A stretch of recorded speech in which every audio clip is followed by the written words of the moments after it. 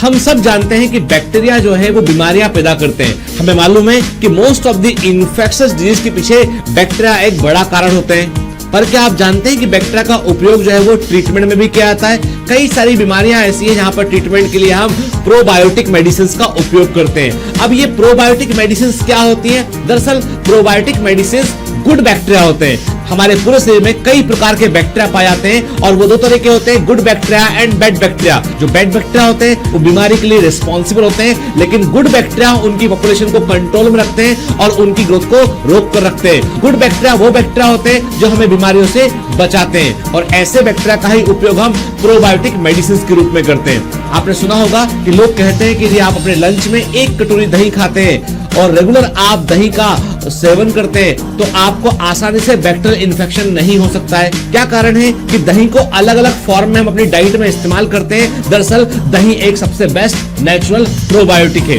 दही के अंदर लैक्टोबैसिलस बैक्टीरिया बड़ी संख्या में होता है जो एक गुड बैक्टीरिया है, एक बेहतर प्रोबायोटिक बैक्टीरिया है और ऐसा बैक्टीरिया है जो हार्मफुल बैक्टीरिया को दूर रखता है और हमें बीमारियों से बचाता है। Most of the bacterial infection जो है थ्रू फूड एंड वाटर होते हैं और वैसी कंडीशन में जो कर्ड में प्रेजेंट बैक्टीरिया होते हैं वे हमारी हेल्प करते हैं ताकि हम बीमारियों से बच सकें।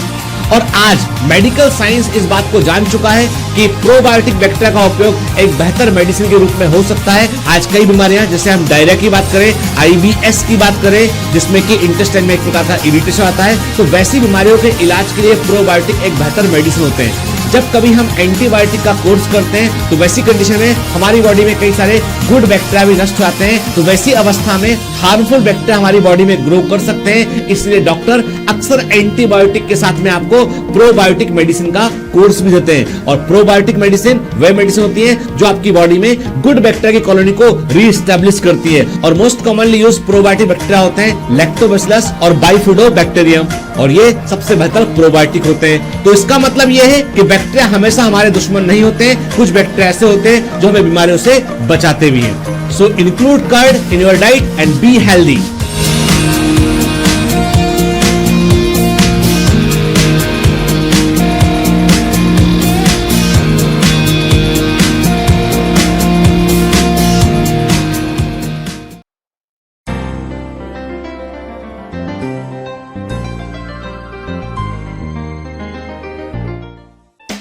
आज बहुत ही खास दिन है, जानती हो क्यों? आज मैं तुम्हें प्रपोज करने वाला हूँ। अच्छा। ओ यार, ये तो अपशकुन हो गया ना। मैं तुम्हें कल प्रपोज करता हूँ, ठीक है?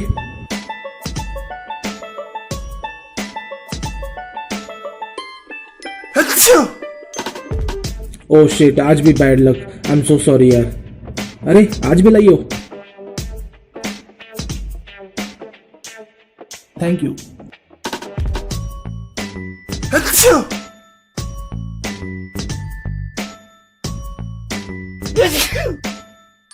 अच्छा। अच्छा। अच्छा।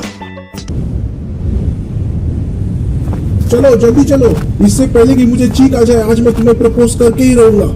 कई बार आपने देखा होगा जब किसी जरूरी काम से आप घर से बाहर निकलते हैं, वैसे में कोई छींक दे तो घर के बड़े लोग अक्सर कहते हैं रुक जाइए, ये गुड लक नहीं है। तो क्या वाकई में छींक का संबंध किसी तरह के गुड लक या बैड लक से है? जापान में लोग थोड़ा हमसे और आगे हैं। जापान में कहते हैं यदि किसी व्यक्ति को एक छींक आती है तो उसका मतलब ये है कोई उसके बारे में अच्छी अच्छी बातें कर रहा है। किसी व्यक्ति को 2 छींक आती है तो कोई उसके बारे में अच्छी बातें नहीं कर रहा है, और 3 छींक आती है मतलब उसके बारे में भयंकर बुरी बुरी बातें कही जा रही है। आश्चर्य की बात है, ऐसे कई सारे बिलीफ यूरोप के अंदर भी है।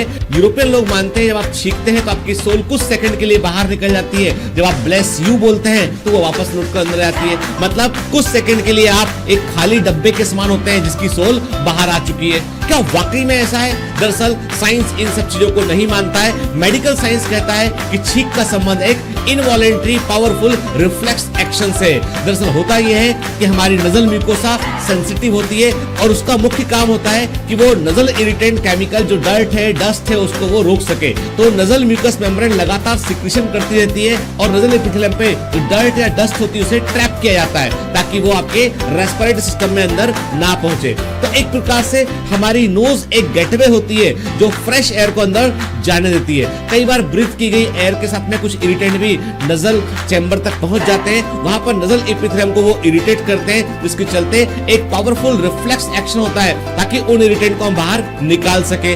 और यही स्नीजिंग है या छींक है। छींकने की प्रक्रिया को मेडिकल साइंस में स्टर्न्यूटेशन कहते हैं, जो कि एक प्रकार का रिफ्लेक्स एक्शन है। दरअसल एलर्जेंस और वायरल इंफेक्शन नजल एपिथेलियम के सबसे कॉमन इरिटेंट होते हैं। कॉमन कोल्ड में राइनोवायरस नजल एपिथेलियम में इरिटेशन करता है, इसके चलते कई बार छींक आती है। एलर्जी की कंडीशन में नजल म्यूकस मेम्ब्रेन स्वेल कर जाती है, जिसके चलते वो लगातार इरिटेट अवस्था में बनी रहती है, तो इसलिए एलर्जी में कई बार छींक आती है। और यदि सुबह उठने के साथ कई बार आपको छींक आती हो, तो वैसी कंडीशन में संभावना है कि आपको एलर्जी हो, तो आपको डॉक्टर से सलाह लेनी चाहिए। तो छींकना कोई अपशकुन या बैड लक नहीं है, एक नॉर्मल रिफ्लेक्स एक्शन का हिस्सा है।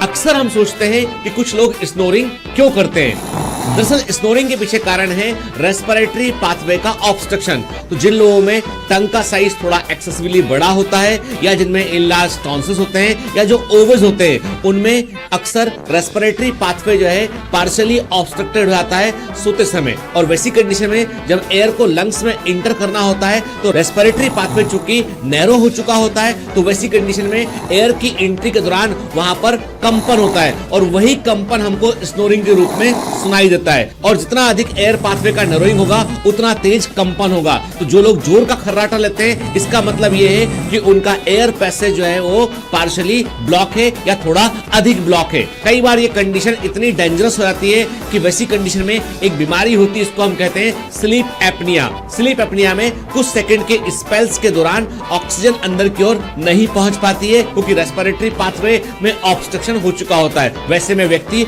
हड़बड़ाकर नींद से जग जाता है और उसके बाद दोबारा सोने की कोशिश करता है। स्लीप एपनिया का संबंध हाइपरटेंशन से है, टाइप 2 डायबिटीज से है और हायर स्ट्रेस लेवल से है। तो यदि रेगुलर खर्राटे आते हो, जोर के खर्राटे आते हो, और खर्राटों के चलते आपकी खुद की नींद खुल जाती हो, तो वैसी कंडीशन में आपको मेडिकल एडवाइस की आवश्यकता होती है। बाकी एक बात और है कि तकरीबन 40% एडल्ट ऐसे होते हैं जिन्हें बगैर किसी कारण के गहरी नींद में जाने पर खर्राटे आते हैं। तो वो एक सामान्य चीज है। तो सामान्य खर्राटे का आना चिंताजनक नहीं है, लेकिन यदि स्नोरिंग लगातार पूरी रात होती है और स्नोरिंग के चलते आप खुद नहीं सो पाते हैं, तो ये चिंता का विषय है।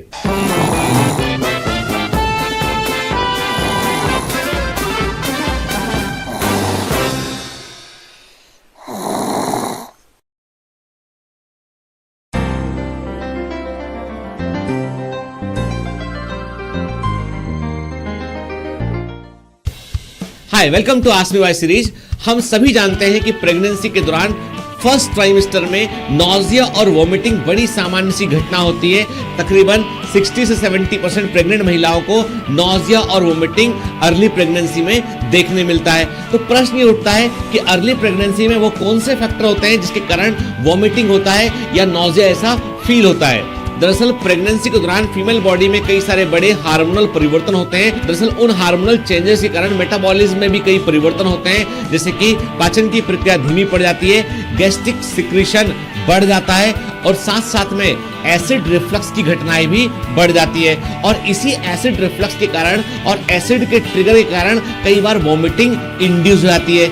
इसके अलावा हार्मोन में परिवर्तन आने के कारण कुछ विशेष तरह की गंध भी अधिक महसूस होने लगती है, जो नॉजिया और वोमिटिंग को प्रमोट करती है। तो फिजियोलॉजिकली ये सभी घटनाएं सामान्य मानी जाती हैं और इनको लेकर चिंता करने की आवश्यकता नहीं होती है। लेकिन जब कभी नॉजिया और वोमिटिंग मोर फ्रिक्वेंट होता हो और जिसके कारण प्रेग्नेंट महिला कुछ खा नहीं पाती हो और खाने के तुरंत बाद वोमिटिंग हो जाता हो, तो वैसी कंडीशन में डॉक्टर से सलाह लेना चाहिए, क्योंकि यदि प्रेग्नेंट महिला को प्रॉपर न्यूट्रिशन नहीं मिलेगा तो फीटस ग्रो नहीं कर पाएगा। और प्रेगनेंसी के दौरान नॉजिया और वोमिटिंग की फ्रीक्वेंसी को कम करने के लिए स्मॉल मील नियमित अंतराल से खाना चाहिए, जिससे कि एसिड रिफ्लेक्स ना हो सके। और उन सभी फैक्टर को आइडेंटिफाई करना चाहिए जिनसे नॉजिया इंड्यूस होता है, जैसे कि कुछ विशेष तरह की गंध, कोई विशेष प्रकार की एक्टिविटी जिसके कारण आप नॉजिया या वोमिटिंग फील करते हो।